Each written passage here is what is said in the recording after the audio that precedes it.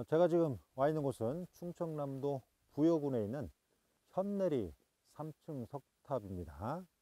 지금은 2층까지밖에 남아있지 않지만 공식 명칭은 3층 석탑이라고 했네요. 그렇지만 사실 이게 3층 석탑인지 5층 석탑인지 명확하게 알 수는 없습니다. 어쨌든 현재는 현내리 3층 석탑이라는 명칭으로 문화재 명칭이 지정되었습니다. 그런데 사실은 이 석탑이 예전에는 현내리 부도라고 하는 명칭을 가지고 있었죠. 이 부도가 사찰을 의미하기도 하고 또는 스님을 의미하기도 하고 또 이와 같이 부처님의 사리를 모신 석탑, 불탑을 의미하기도 하고요. 또는 승려나 아니면 일반 제가신자의 사리를 모신 부도, 승탑 이와 같이 다양한 조형물을 지칭하는 용어로 아주 광범위하게 쓰였습니다. 그래서 사실은 현내리 부도라고 해도 틀린 표현은 아닙니다. 그렇지만 현재 일반적으로 이러한 조형물을 석탑이라고 하기 때문에 현내리 석탑 또는 3층 석탑으로 했습니다.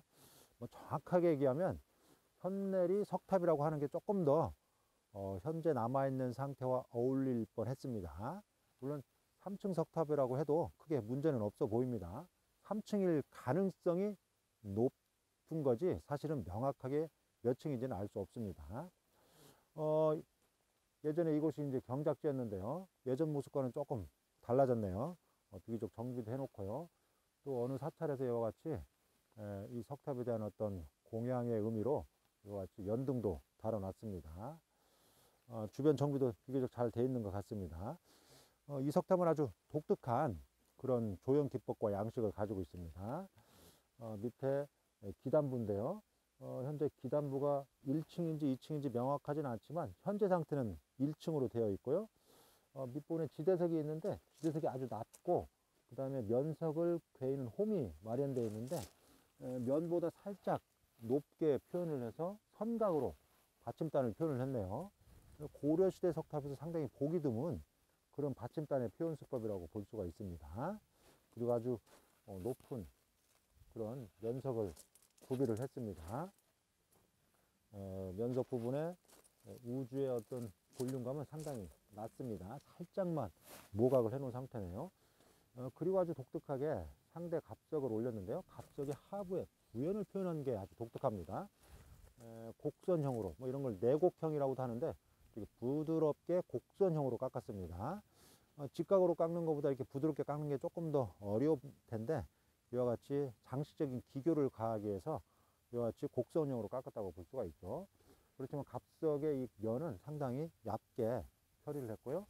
상부에 이 탑신을 받치는 괴임단을 마련했는데 정확하게 정교하게 표현을 하지 않았지만 연화문을 사각형으로 돌린 다음에 그 안쪽 면에 1단의 개임을 둬서 다시 탑신을 받치는 고려시대 석탑에서 일반적으로 나타나는 그런 수법을 적용을 했습니다. 그리고 그 위에 옥계석, 탑신석, 옥계석, 탑신석 이런 식으로 축차적으로 이렇게 올려서 석탑을 세웠는데요. 여기서 특이한 것은 바로 이 옥계석입니다. 옥계석 하부가 옥계 받침이 3단이 있고 그리고 보통 이 나머지 면들 다시 말해서 첨화부를 옥계 받침을 쭉 처리하거나 아니면 수평으로 처리를 하는데 여기는 이와 같이 경사지게 처리를 했고 모서리 부분을 보면 살짝 경사지게 약간 곡선형으로 처리를 했습니다. 상당히 이 석탑을 만든 장인이 세부적인 모습까지 정교하게 치석을 했음을 알 수가 있죠. 그런데 이 하부의 치석 수법에 의해서 이 옥계석의 첨화면과 상부의 낙수면은 좀 둔탁하고 거칠게 치석을 했습니다. 동일한 기법들이 2층 옥계석도 적용이 되었습니다. 어쨌든 이 석탑은 규모가 그렇게 크진 않지만 세부적인 어떤 치석 수법이 아주 독특합니다. 다시 말해서 고려시대에 건립된 걸로 보이는데 고려시대 다른 석탑에서는 보기 드문 그런 치석 수법과 조형 기법을 적용했다고 볼 수가 있습니다. 그렇지만 이런 기법들이 적용되지 않은 건 아닙니다. 고려 전기에 상대갑석의 하부를 내곡형으로 처리하거나 또는 옥계석의 하부를 연화문을 표현하기도 하고 이와 같이 옥계 받침을 별도로 표현하지 않고 경사지게 그냥 치석하는 경우도 있고 또 옥계 받침을 낮게 그리고 나머지 부분을 그냥 경사지게 처리하는 이런 방법들이 고려시대에 많지는 않지만 부분적으로 극히 일부의 석탑에서도 활용되긴 했습니다. 어쨌든 전체적인 추적수법이나 조형 기법이 아주 독특하지만 고려시대 석탑이라는 걸 우리가 알 수가 있습니다. 현재 이 석탑만 서 있고 주변은 다 민가나 경작지로 변해져 있는데요. 이 석탑이 원래부터 이 자리에 있은 건지 아니면 외부에서 이 자리로 옮겨 놓은 건지는 우리가 정확히 알 수는 없습니다.